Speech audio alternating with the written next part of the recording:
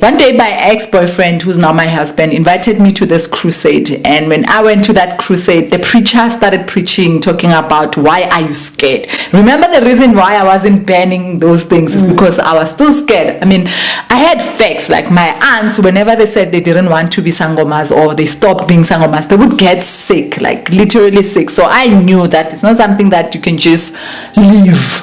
So I always had this fear, even though I knew that God is bigger than anything in this world, but I always had this fear. And when we got to that crusade, the lady who was preaching, her name is Sanela, I just remember the name. Her name is Sanela. She started saying, why are you scared? This God who controls everything, why are you scared? He created the heavens, he created all the galaxies, some things the genealogists cannot understand, but he understands. Why are you scared?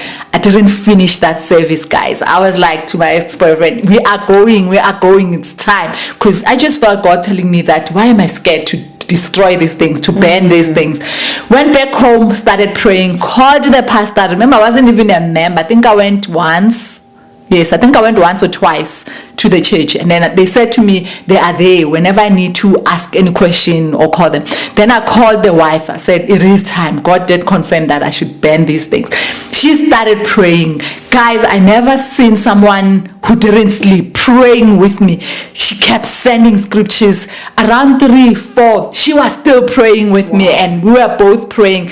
Around 4, I then called my ex-boyfriend and then I said, it's time, I want to go.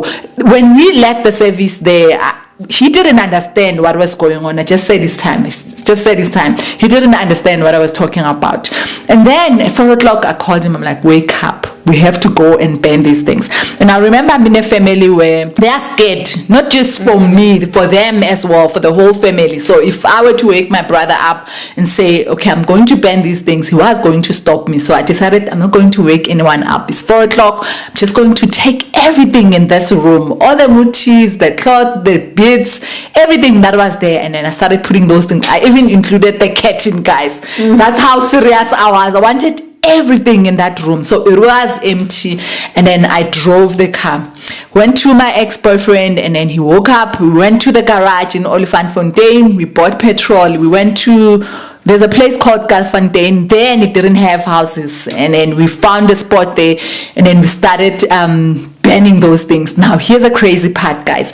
Immediately when we started fire to ban those things and put petrol on top of these things, guys, lightning started, like from nowhere. It wasn't cloudy, and then there was just lightning. All of a sudden there's rain. Wow. And then we went back to the car, and my ex-boyfriend said, no, I think these things are banned, let's just go. Then I'm like, no, they're not finished. If anyone walk past here and just pick up anything, they will go with him. So I need to make sure that it is in ashes, because that's how in Old Testament they banned everything to ashes. So I wanted to make sure that it was banned. And then my boyfriend went back and put more petrol and then started banning. Guys, as soon as those things were banned, like to ashes, and then there was sunlight, like as if there was no rain, guys. That's how evil these things are. Those things exist. When the Bible says we are fighting against principalities, they do exist. Do not be fooled and think these spirits do not exist. They do exist. So I was free from that day, waiting to be sick.